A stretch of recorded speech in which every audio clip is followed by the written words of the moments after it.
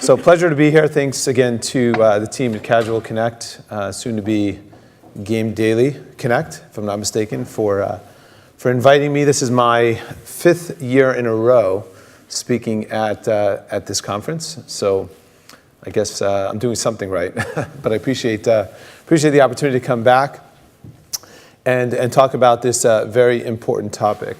So we're here to talk about privacy and safety, branding privacy and safety in an overly exposed world. And there has been much conversation over the past year about GDPR compliance. COPPA, of course, has been just as relevant over the past year. But we're not going to really talk too deeply about the requirements. Most of us by now have talked to our lawyers, have talked to our consultants on how to deal with specifics around compliance. We want to have more of a philosophical conversation for this particular panel. True to our name. I'm going to introduce the panelists in just a moment, but our goal here is to think about how privacy and safety actually matter in today's world.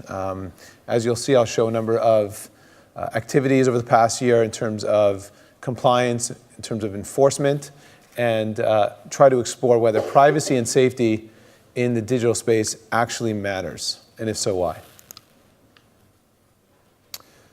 I am joined by an esteemed panel. I will hand it off to them just to tell us a brief thing or two about them and who they work for and what they like to do on there. I'm Laura Higgins. I am the Director of Community Safety and Digital Civility at Roblox. I've been there in my official capacity since January this year, but I was actually on the Trust and Safety Advisory Board for them for around a year or year and a half before that. So I've been working alongside and consulting for them. My previous role was as Manager of Ops for the UK Safer Internet Centre. So during that time, I sat on trust and safety boards of Twitter, Snapchat, Roblox, Facebook Women, and have worked with industry for a very long time. So I've had both sides of the coin, working in online safety and also industry. Before we move on, does everyone here know what Roblox is? Show of hands. Okay. So for those who don't? For those who don't, so Roblox is one of the largest platforms in the world of games that are purely designed by our young developer community. So they're all self-generated and self-created. We have around 50 million experiences on the platform and around 90 million regular users every month using the platform. So we are really quite big, but with a very young demographic. And a recent announcement with Tencent bringing Roblox to China. Is that right? We're working on a new partnership with them and exploring what that might look like. Yes, definitely. Okay. But so yeah, if anyone wants to talk about that later, come and grab me. Vernon. Yep, my name's Vernon Jones. I'm the head of safety at MovieStarPlanet, which is a Danish company based in Copenhagen. You can tell by my Danish accent. I've been there for I've worked at MovieStarPlanet for 6 years. It's a company that produces the game MovieStarPlanet, which is aimed at 8 to 13-year-olds. So it's aimed at younger children, and we also produce. You said 8 to 13, not 30. Okay. 8 to 13. Good. But there are lots of older teenagers that play the game that have started when they were younger, and so we have a lot of older teenagers as well. I'm a social worker by trade. I worked in child protection for many years, and I worked for Save the Children for many years in terms of looking at child safeguarding issues. And at Save the Children, we saw that there were lots of issues that were going to come around back in the mid-90s in terms of child safeguarding and the gaming industry. And I brought that to the gaming industry in terms of looking at all kinds of privacy issues and child safeguarding at MovieStarPlanet. What do kids actually do on MovieStarPlanet? Do they make a movie? What do they do? Tell the audience. It is about making animated movies. The game was started by the current CEO, who looked at a game that Danish children could learn English by purely writing the manuscripts of the animated movies in English. And with a grant from the Danish Ministry of Education, it became really popular in Scandinavia. So in Denmark, Sweden, and Norway, it became that popular, he decided to make it into a private concern back in 2010. And it's now in 13, 16, 15 countries, and with 11 languages. And it is based upon children making animated films, making artwork. It's a social network, which is one of the issues that, one of the child safeguarding issues that we're concerned about. And so it allows children to be who they want to be by creating artwork, by creating movies, and then having that content that they make assessed by other children. And that gives them the fame that they move up through the levels, and that's what is all important. The high-level users on MovieStarPlanet are seen as real superstars. They get a lot of attention from younger users and from users that are not on the same level. So they make their movies, put them on YouTube, and that allows them to become really famous. You have to be careful with YouTube. That's a bad word here. Sorry. Well, in the kids and family track in particular. Yes.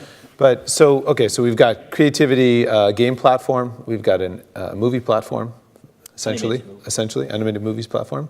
And then we've got BBC. And I didn't know that BBC had a games division. So tell us about that, Pete. Okay, so I'm Pete Hickman. I'm the producer for children's and drama for our digital entertainment and games team. You probably don't know anything about us because we're very secretive. We've got about 16 children's preschool games based on BBC IP. So shows like Hey Dougie, Charlie and Lola, Sarah and Duck, and a few others. Yeah, I mean, they're very popular, and especially Hey Dougie, which is, selling really high at the moment. Cool. We've got some new things coming out this year. There's a new Australian show called Bluey, which is about a family of anthropomorphized dogs. Awesome. Very cute.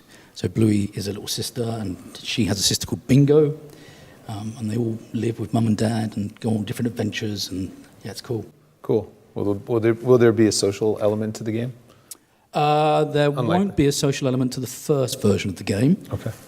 But Bluey is all about exploring the world, so there'll be lots of encouragement for the children to play the game and then go out and use the things they've learned in the game in the real world. Cool. Thank you, everyone. So with that, we will dive right into our conversation. And I'd like to go back about a little bit over a year ago to testimony that Mark Zuckerberg from Facebook gave to the U.S. Congress. For this, I just need to pull up a video on the web, so bear with me as this loads. Yeah. Would you support a child online privacy bill of rights for kids under 16 to guarantee that that information is not reused for any other purpose without explicit permission from the parents or the kids? Senator, I think as a general principle, I think protecting minors and protecting their privacy is extremely important. And we do a number of things on Facebook to do that already, which I'm happy to get into. And I appreciate it. I'm talking about a law. I'm talking about a law. Would you support a law to ensure that kids under 16 have this privacy bill of rights? I had this conversation with you in your office 7 years ago about this specific subject in Palo Alto. And I think that's really what the American people want to know right now. What is the protections of this? What are the protections that are going to be put on the books for their families, but especially for their children? Would you support a privacy bill of rights for kids where opt-in is the standard? Yes or no? Senator, I think that's an important principle. I appreciate that. And I think we should. Do we need a law to protect those children? That's my question to you. Do you believe we need a law to do so? Yes or no?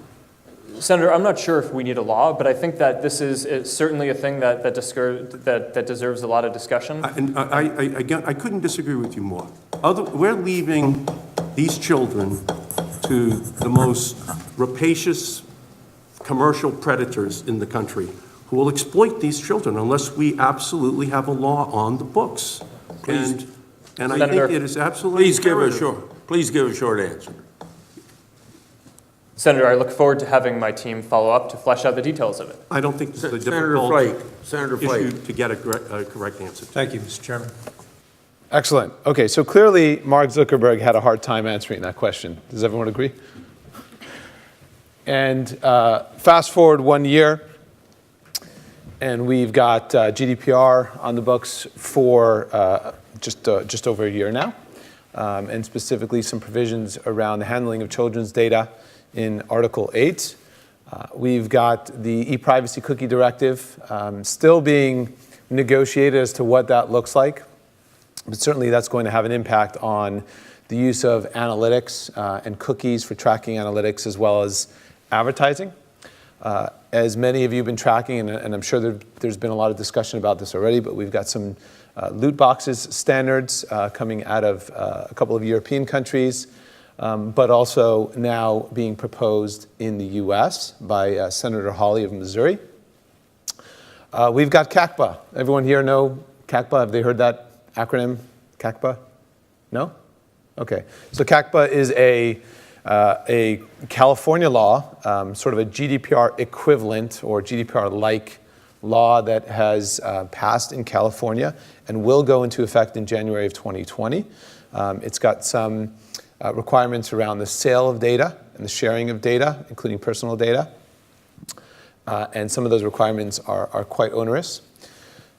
It also has a private right of action. So similar to GDPR, which can have some civil litigation, CACPA, unlike COPPA in the US, will have a private right of action, which means that plaintiffs' lawyers can bring lawsuits if they discover violations. We also have now some proposed amendments coming out of Congress for COPPA, again by Senator Hawley as well as Senator Markey from Massachusetts. Those changes are akin to GDPR in that they want to increase the age to which the law applies to 13 to 15 demographics, so not just under 13-year-olds. They'd also like to create a new standard called constructive knowledge. So up until now, we've all been operating under the assumption that unless I know kids are playing with my games or using my apps, I can sort of turn my blind eye and ignore COPPA or use an age gate and just block them out. That won't work anymore. With a constructive knowledge standard, that would mean that even if kids are not telling you that they're using your games, but you know that they're playing your games, right? That would form an obligation to comply with COPPA. So we're seeing that come out of Congress as proposed changes to COPPA. We also have some new bills around online safety, mainly to regulate some of the content concerns that are coming out of YouTube videos. That will be interesting because traditionally in the US we have First Amendment rights of free speech, and anytime there's been an attempt to regulate content, it usually gets struck down as unconstitutional. So we'll see where that goes. And as I mentioned, we've got loot boxes bill. We have other regions around the world that are adopting GDPR-like laws and initiatives, as you see here. So clearly, the regulatory landscape is changing. In addition, the government enforcement and scrutiny is growing. I'm sorry you guys can't see this, unless you want to sort of sprain your neck a little bit. But you've seen the deck. So government enforcement and scrutiny is growing as well. We've seen a pickup in COPPA enforcement against both big and small brands, including the ones shown here. The TikTok case, a landmark case earlier this year, resulted in a fine of $5.7 million. I'm happy to talk about that case if anyone has questions, as well as some of the others listed. But it's not only at the US federal level, we're seeing litigation and enforcement at the state level against companies like Google and Oath. We're also seeing more and more complaints coming out of advocacy groups in the US, watchdog groups, as well as in Europe, against the big brands like Google and Amazon. So it'll be interesting to see what happens there. And again, I'm happy to talk about any of these in a little bit more detail. And then, of course, GDPR enforcement is likely to come soon, too.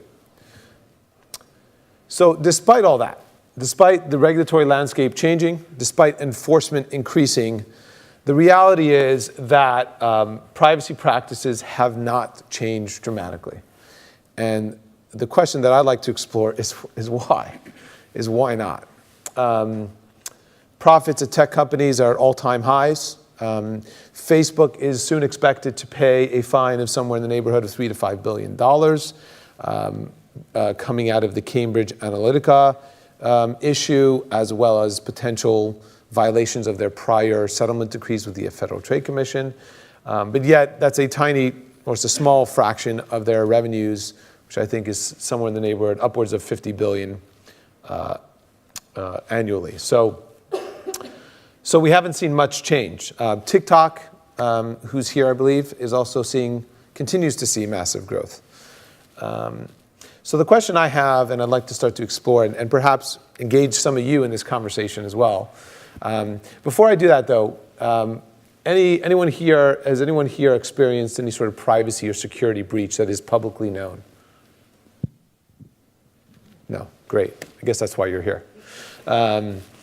Okay, so the first question I'd like to explore is it worth the risk and the fine? It seems like companies are taking risks. They're growing their user base, even at the expense of privacy.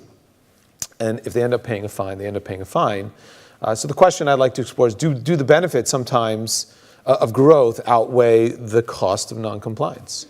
And does company size matter? So Laura, let's start with you. I'm sorry. Thanks, Shai. I know, it's a tough question. So I think for me, it never should. Clearly, it's really difficult when we're seeing it appearing to happen. And obviously, we can't speak on behalf of other companies. We don't know what's in their thinking. For us, it should never, ever be compromised. So, safety is always our number one priority. We're always investing in that very heavily and looking at new ways to try to be innovative in the field and working with other partners. I think the difference perhaps for us is our very young demographic. We have some of the youngest people coming into gaming and even having social elements and things like that. So for us, that would always be the first priority, always. In terms of making sure that young children's privacy is kept safe. So there's no real names being used. They're not allowed to share any personal data at all on the platform, and we take minimal data from them. And I think that should be the basic standard. I would like to see a better duty of care. That's all. I think a lot of platforms are not really putting that in right from the start. Right, and we'll talk more about sort of the anonymity concern and balancing that with safety. But in your particular environment where the game creation, the content is all third-party developed, right, by these game developers, young game developers, any particular concerns that arise in that context that you need to deal with when it comes to privacy and safety? So, we have accelerator programs, we do lots of training, we have a whole developer relation team who support the young developers. So we're kind of educating right from the beginning. This idea of the kind of safer by design stuff is we're trying to get them to think about that right from the beginning. Obviously, sometimes they can be quite vulnerable themselves. They become celebrities, they go online, their information, their attempts to compromise. So, we see a duty of protecting them. They're as much our community as the players are.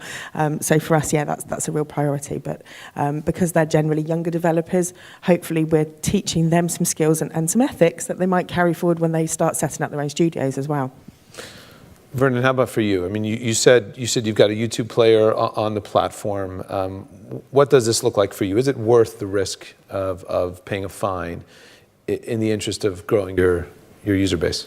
No, not at all. We put the protection, the safeguarding of users as a first priority, and we would never compromise that in terms of growth.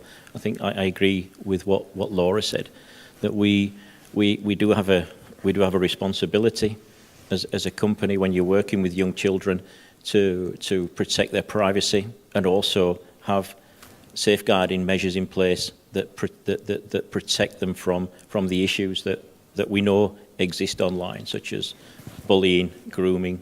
So that is always our first priority, and I don't think any company working with children in the age range that we're working with is going to survive if they don't comply with the legislative framework that is out there and the legislative framework that is coming.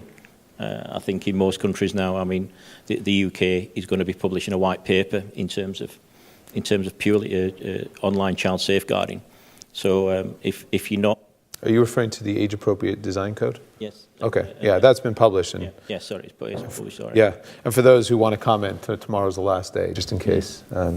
So there's there is. It is not a question of looking at growth for us. It is a question and having appropriate child safeguarding measures that comply with COPPA legislation in the United States and with GDPR in the European countries that we're operational. That can be difficult when you're coming in as from a background where I've come from, and you're working with developers, and you're working with computer engineers, and you're working with marketing departments that want to see growth. But there's an education that needs to take place within the company, and that's why I think that we're employed. We need to be strong, and we need to be able to say to our colleagues that this is important, as is growth and development of the company. But this is part of the growth and development of the company. If you do not have your child safeguarding measures in place, if you do not have the privacy in place, privacy issues in place, then the company for this age group is not going to survive. And I would echo that and say that you can't have one without the other. They're so completely interlinked and intertwined. Yeah. And I think that's where some organisations go wrong, is because they will either focus on safety or on privacy. And I think for us, they really are the same thing. More on that later. So Pete, BBC Studios, I'm sure you guys take some risks. I mean, we heard from Lego earlier on today. One of their sort of foundational principles in which they operate is based on digital child safety and fair monetization techniques. But it's easy for them to say they make money on bricks, right? What about, sorry, Sean, I had to do some kind of plug there. There you go. So, come on, BBC Studios, any risks that you guys have taken at the potential expense of privacy? No. Okay. It's the really simple answer. We would never, ever do it. I mean, the reputational risk for BBC would be insane to do it. And, I mean, I can see why some of these other companies do it.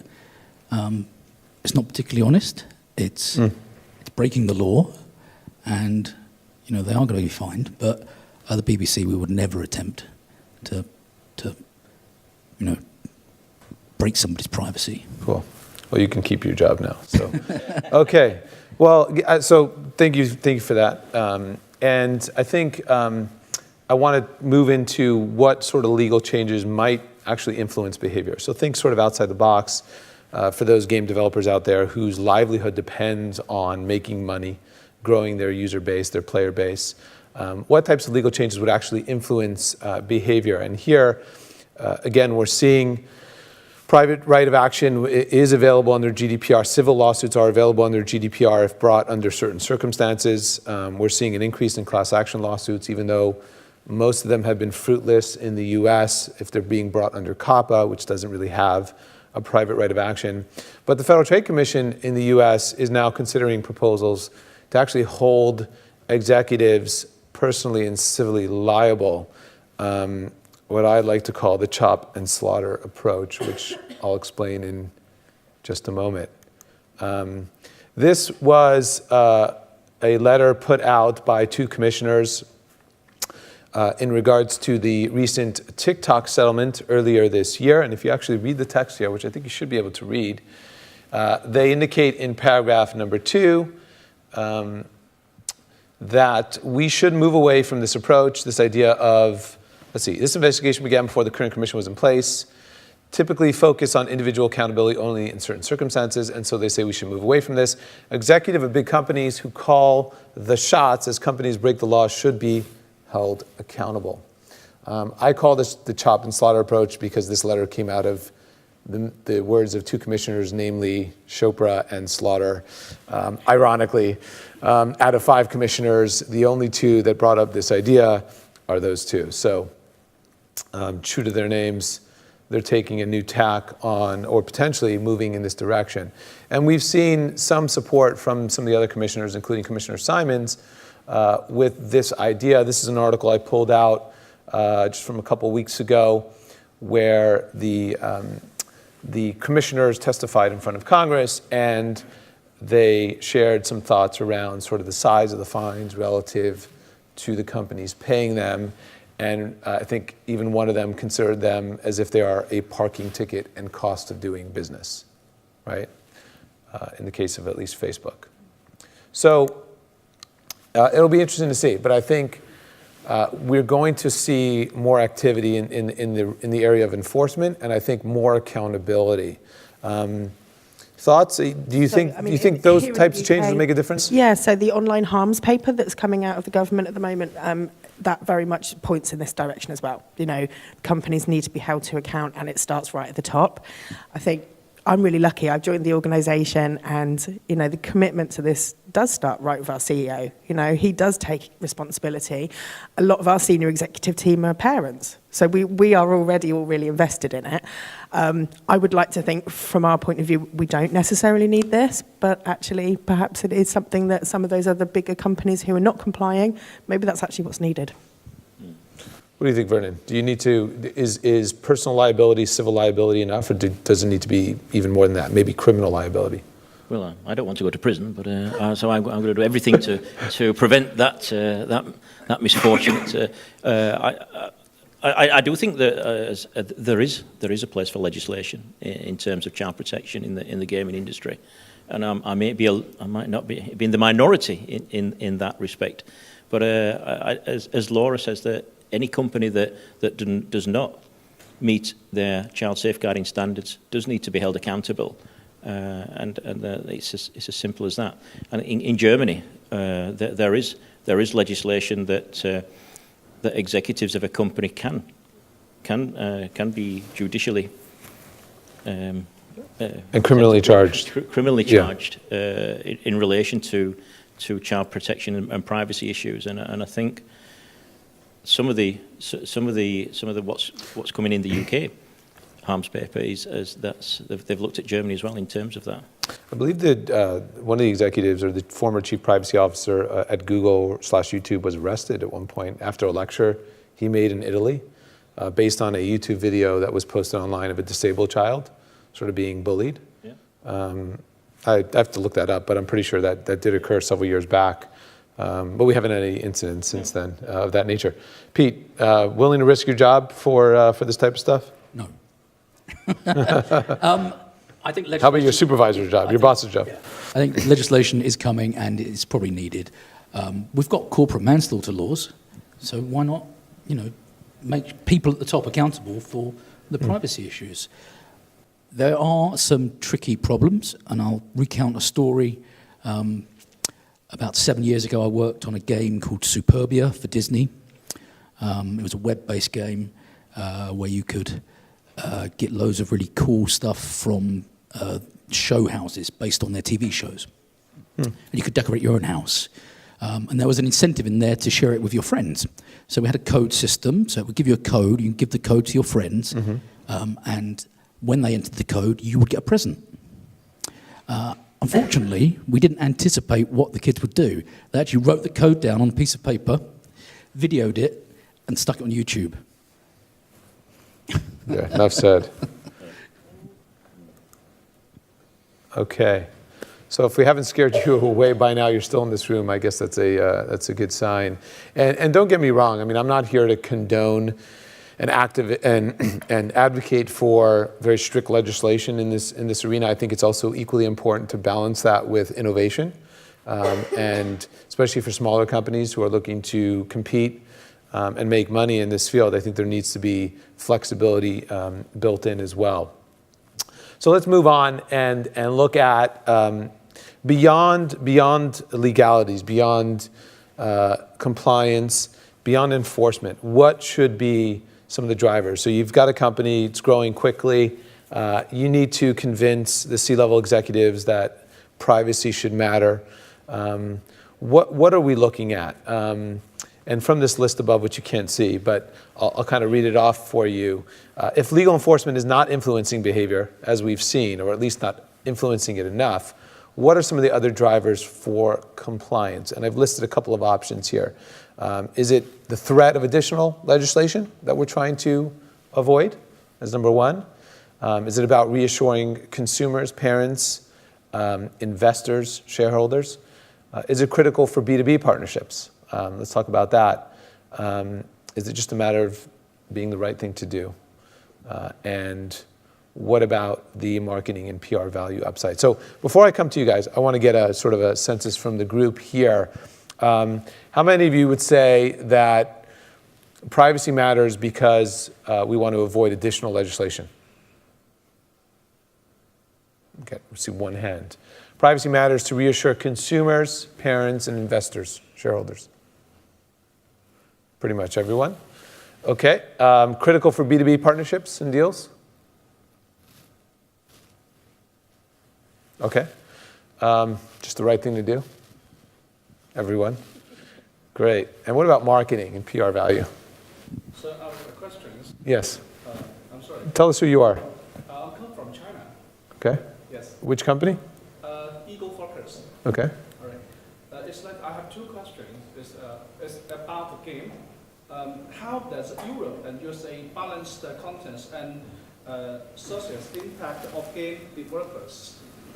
Because in China, the Chinese government is very strict in the regulation of game content. And even the degree of regulatory rigor is out of normal content design, which makes game developers somewhat happiness, but they have had to accept this fact because of the impact on children. Does Europe or USA have a good regulatory experience provided to the Chinese government? Ooh, that's. Anyone want to take that one? I can talk about the first part. Okay, go ahead. Over in America, they have ESRB, which is a rating system. We have a similar one here, and in most of the European countries and Australia, they have their own rating system. Games can be banned from various territories if the content is deemed wholly unsuitable. Some companies have made changes in the past. A long time ago, when I was first making games for Virgin Games, we would not be allowed to have red blood in Germany, for example. So the game developers would change the color of the blood or remove it entirely. And I will say, and hopefully the others will pipe in here as well, but I'm not an expert on the Chinese market in particular, but I will say that I think in the US, if you're developing for the kids and family segment, I have found that the games here tend to be more restrictive than perhaps games developed in China for the same demographic, believe it or not. I mean, TikTok is one example of that, right? We haven't seen sort of a TikTok equivalent that's focused on the US market really have any success because of the legal restrictions to offer that type of app to our market. So, you know, at least for the kids and family segment, not talking about sort of the broader gaming industry as a whole, but at least for the kids and family segment, I think the US and the European markets are just as strict, if not more so than China. I would pick that up and agree. We work with safety organisations and partners all over the world. It's really important for us to be culturally sensitive. So we really try to work with those partners to make sure that the games that we're putting out, anything that's promoted, and that the work we do with developers is right for that country and that region. And certainly, I mean, picking up the Germany thing, that's, you know, it was a real eye-opener even for me, even though I've worked with, you know, European organisations for a very long time, just how strict they are. So I think, again, the responsibility on us as industry is to be aware of that, go out, research, work with the right people to make sure that we're compliant right from the beginning. You know, to Laura's point, I mean, I run the kidSAFE program. We work with developers around the world, over 250 member companies, representing over 1,000 products across the globe. And so we've really seen sort of different games in different regions and what sort of tactics they use to grow their user base, make money, et cetera. Okay, so last 2 points on this particular slide, and I'd like to quickly move on, but I'd like to ask each of you to share some examples of where your product, your platform converted better because of a safety or privacy-centric feature. Can you think of a place where you... So, I mean, our growth has been phenomenal, really, and particularly in Europe, where we have no advertising on the platform, but we haven't sort of aggressively gone out and advertised in those markets. Europe is now our second biggest audience behind North America, and is expected to exceed it in the next couple of years. And you attribute that to? It's because we're working with those right people on the ground. We're now working with, we have safety partners in France and in Germany and in Spain, and we kind of are working with them to help to reassure parents, to make sure that all the tools that we have already invested in, they're being shared and that they're confident in the platform. I think one of the things which is a key point for us is, if it's not so much about what you have to do, but if you get it wrong, that brand reputation, the trust in your platform is gone. Most of what happens on Roblox is virality. It's, word of mouth, kids tell other kids, and that's how they come on the platform. If kids are having a bad time, or their parents go, you're not allowed on that platform, we just lose all of that user base. So for us, that's why I think that's really important. But yeah, I think our growth has happened because of that trust thing where we've invested. So it's not any particular feature, but rather sort of the people, the organizations you've aligned yourself with. Yeah, more I think so. so. I mean, we've invested very heavily. So we've increased our moderation team. So we have over 800 human moderators now moderating all content before it's uploaded into games. We have language support in, I think, 9 different languages. And it's 24-hour. We have people in locality areas who are providing 24/7 support in different languages. And I think that demonstrates our commitment.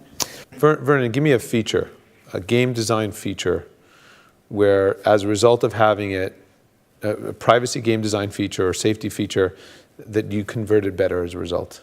Can you think of one?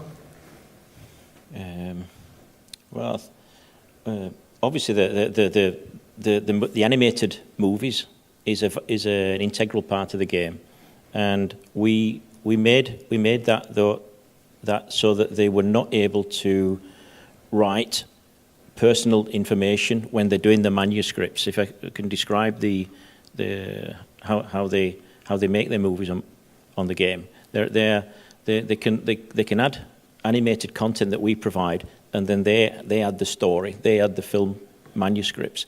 So they're for under 13s in the United States, they're not able to write any personal information, and we think that has made the game safer, and it has made it so that parents have confidence in the game, and also that B2B partners have confidence in the game. So there's the parents, there's the children, and there's the other industry partners that we need to work with. So I think that the making the movies and the making the art books, that they're an integral part of the game. I believe that they, because of the safety measures that we've undertaken, have been accepted better by parents and by the partners that we work with. We would never have been able to work with Disney and Lego if the product would not have passed their due diligence and their ability to see that the game was safe in terms of child safeguarding measures and in terms of privacy. So for you, the B2B partnerships is critical, and designing this feature has resulted in those partnerships as a result. Yeah. Okay. The design process is done that we all work together, in that the safety team work with the design team at an early stage to look at what is the product going to look like in terms of legislative frameworks and in terms of child safeguarding frameworks. So there's a synergy at a very early stage between the development team, the marketing teams, and the safety team, and I think that's really important. Pete, give me an example of where, and I'm moving on to the next example, of where your company sacrificed revenue for player safety and privacy. Where was there something the marketing team wanted to do where you said, we're not going to do that. We're going to defer to the safety and privacy of our users and the trust of our users over making money? Excuse me. Actually, it's a little bit different at the BBC. We have a large policy and compliance team who we work very closely with. When we started doing our app program about 6 years ago, It was kind of at the time where there was lots of tabloid stories about kids running up £1,000 bills by in-app purchases. Yeah, IAPs, consumables, and our compliance team said, look, I think it's going to be best if we just make our apps premium. No advertising. Paid apps. So you've got to pay to download. So Unlike Disney, who use IAPs, we don't at the moment. Okay. It's just not part of our policy. Okay, great. Okay, so with that in mind, I want to come back to something that Laura brought up earlier, which is sort of this clash between privacy and safety and security. And before we talk about this, and I want to make sure we leave some time for questions as well, I want to just define for you what each of these subjects mean. So privacy deals with the collection and use of data, personal data in particular, right? And in the kids' context, that also involves getting parents' parental consent for certain forms of data collection and uses. That's what the notion of privacy means. Safety means to protect kids online. So online safety, protect kids online, protect them from online dangers, inappropriate content, inappropriate interactions with strangers, cyberbullying, things of that nature. And then finally, security. Security has to deal with protecting data, protecting the integrity and security of data so it doesn't get into the wrong hands. And we've seen increasingly, especially for game platforms, as we know, the privacy laws tend to encourage minimal data collection and anonymization, right? Because the burden of compliance is minimized if you have less data, the obligation, accountability. If you don't need it, one of those principles, if you don't need it, don't collect it. Anonymous player profiles are very common. Heavily filtered, moderated chat environments are very common. But the question is that at the compromise of creating safe online communities, which typically requires identifiability, player accountability, providing data to law enforcement that they can act upon. So, Laura, how do you strike that balance? So from our point of view, user safety comes first. So privacy would go out the window if it had to save a child. That's just basic, really. Okay. Whilst we don't have user information about children as such, but we encourage parents to sign up with them. So we do have ways and means, of course, to be able to follow up on those cases. An old anecdote from my previous role was really interesting. I worked with somebody who was a developer within one of the biggest social media companies, with a social network, and he found it very frustrating that government and law enforcement were regularly saying, this organisation have so much data on their users and they're always asking for more and we're not sure what they're going to do with all of that. He then moved to one of these anonymous platforms where they literally had nothing except an IP address. Thankfully, nothing actually went particularly wrong on that platform, but law enforcement was so critical going, they're telling us they haven't got any information and how are they going to help if something goes wrong? And he just, was there kind of going, what do people want? And I think we're still not entirely sure what it is that we want. Do we want a really private space, or do we want to be able to help with law enforcement and have that information? I think the mood changes. And so for industry, it's really hard to kind of go, right now people want it to be really, really private or really, really safe. And as I say, so trying to think of those techniques that we can always have to strike the balance is really important. But yeah, it has always got to be safety first. Vernon, security. Talk about security. What about account security, right? Usernames, passwords. Again, oftentimes, if you don't have an email address, you don't have maybe a mobile phone number with which you can reset a password or do some kind of two-factor authentication, you have the risk of kids' accounts being hijacked.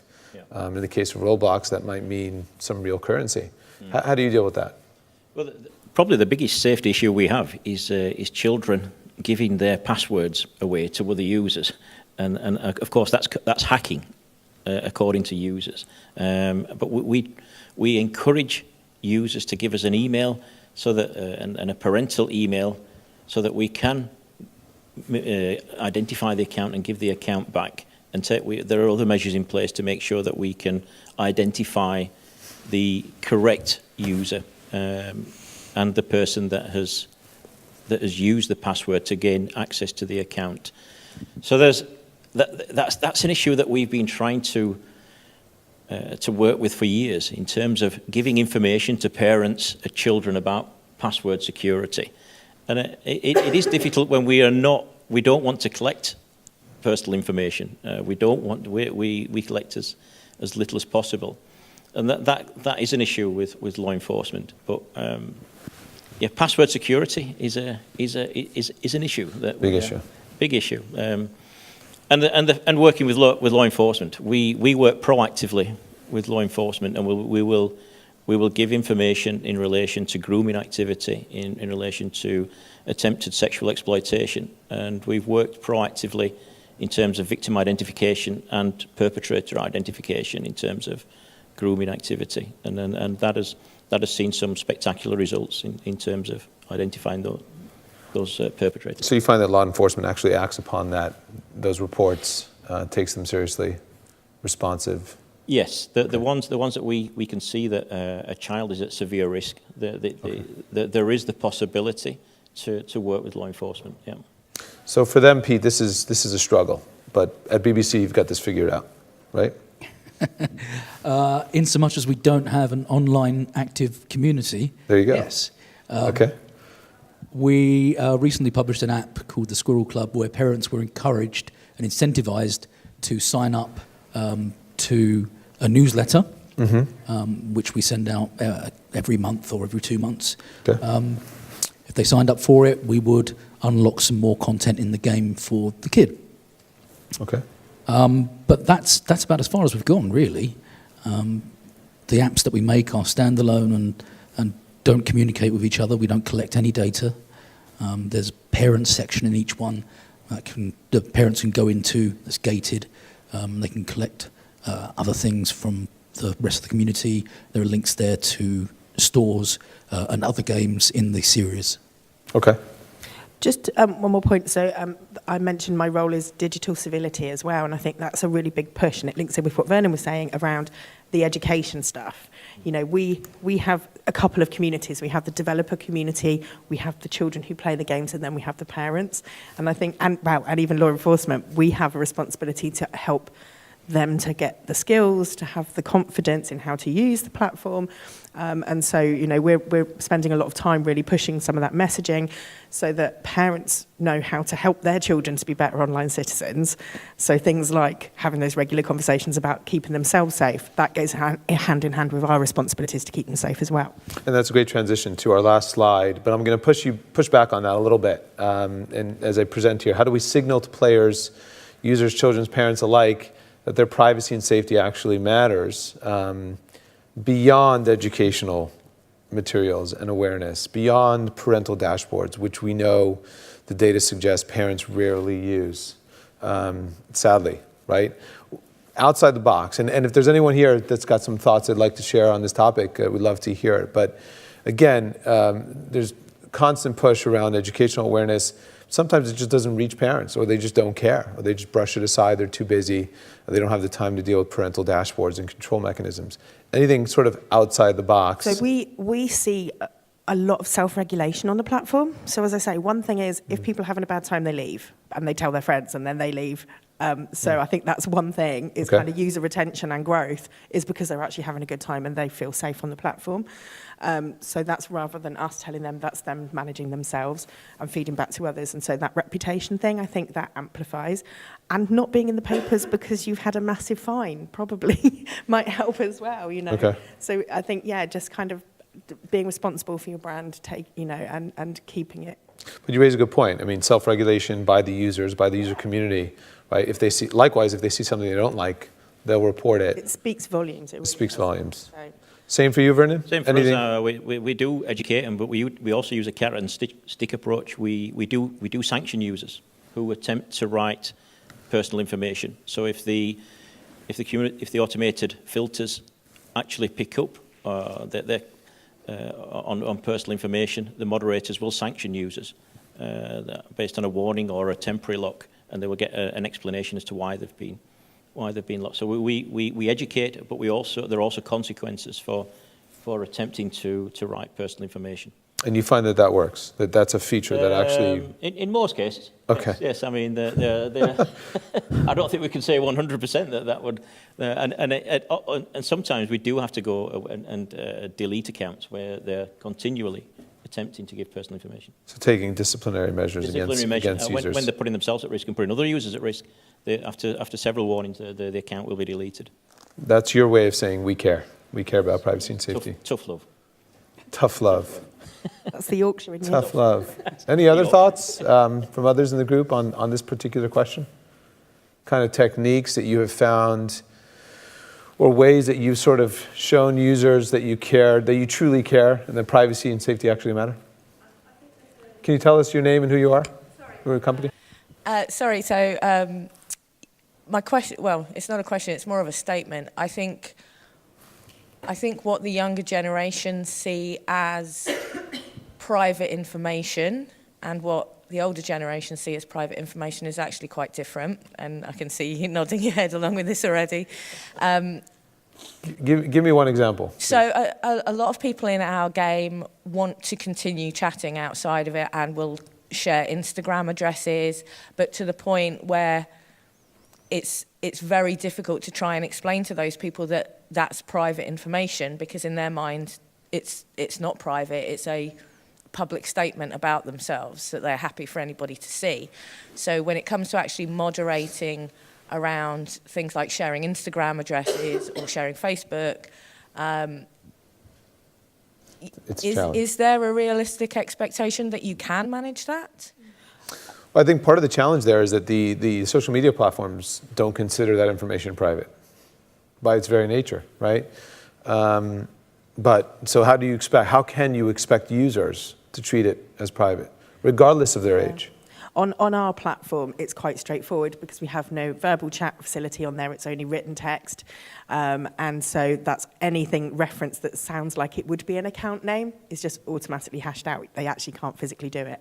And then if they, again, much like with MovieStarPlanet, if they continue to try and violate the terms, then they will get warnings. I'm very lucky. I've come from the cynical background of online safety and working for an NGO, and I test these filters all the time. They're quite robust. But yeah, you know, that's always trying to stay one step ahead of the game. But yeah, we see that as not only the education part, but that's also our responsibility to prevent them from using those terms. One of the interesting things about voice chat, which Laura mentioned, which we're seeing increasingly in the VR world, right? You mentioned the 3D app, but also in the VR world, you actually have voice chat. And voice under COPPA of a child itself is considered personal data. But what's interesting is that when you're in a voice chat room, you know who the kids are, right? You can hear it in their voices. And that's usually a way for other players to report that user as a kid and get them thrown out, potentially. But you don't have that. You have more of an anonymity when it comes to text-based chat, unfortunately. So I think some of the newer tech is going to enable easier ways of identifying where the kids are and who shouldn't be on those platforms.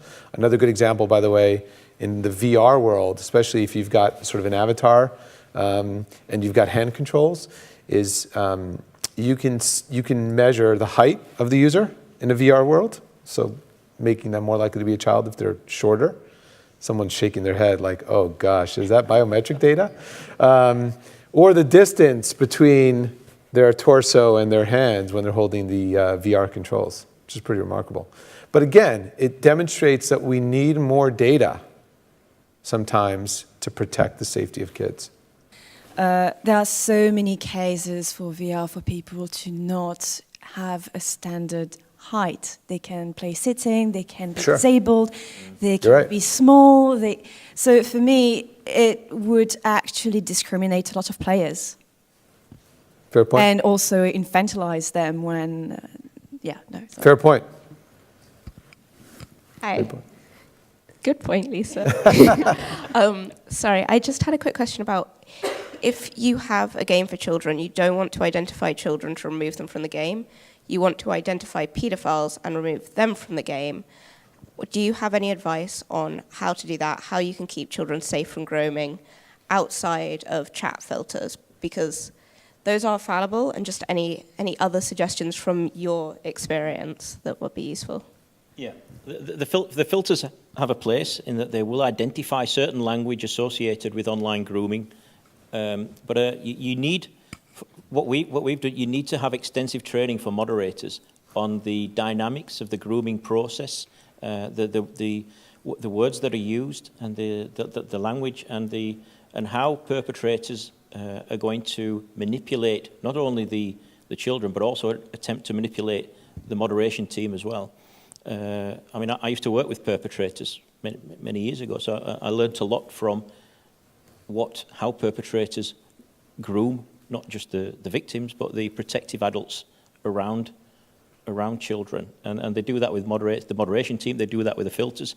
They're extremely adept at getting around the filters that we put in place. So it is about training, and it's about extensive training on the grooming process, aligned with the community systems that you've got in place to identify the AI that you've got in place. That needs to be constantly updated and calibrated depending on the individual that is using the platform. And we have the ability to profile potential perpetrators based upon the systems that we've got in place. So we can put a block in, or we can put them into a different category, so that they're identified at the first stage that they enter the platform, and then we have a dedicated safety team that assesses that information and follows them every step of the way. If they're locked from the platform and they attempt to come back, we will catch them at a very early stage, based upon the profiling that we've put in place. And then, of course, you have to work closely with law enforcement, and you've got to have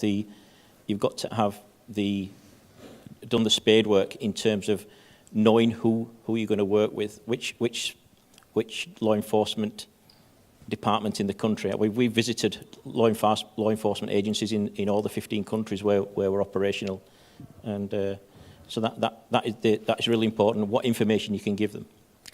I would echo everything stuff. Vernon said, and actually I'm going to share, we are actually both on a working group here in the UK, working with the National Crime Agency exactly on these topics, where we're sharing good practice. So I think, as well as you need machine learning, you need AI, you need good technology, you need filtering, you need humans, but collaboration is key as well. So sharing good practice across platforms, working with the police, educating them and hearing from them what they need from us as well is really key.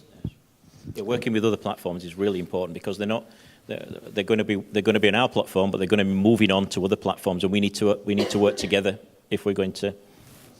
And by the way, sadly, some of the privacy legislation restrict and prohibit this type of data sharing, which makes it challenging. Yeah. Yes. Yeah, I was actually going to ask a question about that, because obviously the government are putting regulations in place, but a lot of people in this room are going to have communities the size of small towns or large cities that they're required to keep safe without actually having any facility to police that as in the real world. So I was wondering how you feel about, the privacy versus safety arguments, for example, of giving companies IP addresses of registered sex offenders or something. Obviously, it's a big leap forward. Yeah. But it seems to me that we're very much protecting the privacy of the perpetrators as opposed to the safety of Yeah. I think I can give you an example. I think we're a step too far is giving companies personal information. That should only be given to law enforcement agencies, who provide subpoenas as well sometimes. But you can give usernames. I think a username is not private. So we work with a company called Uvu, and they're not with us anymore, unfortunately. But what happens on the MovieStarPlanet platform is that groomers are attempting to move children to social networking platforms when there is live video, and of course that's where the abuse takes place. And so we shared information where a perpetrator was active on on several social networking platforms with live video feeds, but and they were able to work with the police, with the UK police, even though they were based in the US. And that resulted in the person being identified after a very long time and going to prison for 10 years. So, and thankfully, some of the laws do have exceptions for sharing for those purposes, including COPPA and GDPR. But I would encourage you to try to get involved in the legislative process when there are opportunities to comment on proposals. You already are. Great. Because when you hear some of these congressional testimonies, unfortunately, some of the legislators are older and they're more removed from modern day technology, that they just don't know what's going on. They just don't know how the technology is used, how data is shared, how much data there is. So we really need to educate some of our legislative branches, not only in the US, but here in Europe as well, on these subject matters. So we have to voice our concern. When we have time for one last question? I'm afraid not, no. We've got to get this room ready Afraid for not. the prize. So we'll be around If you to do want to continue the conversation, I'm sure the panel will still be around afterwards. Thank you, everyone, for sticking around.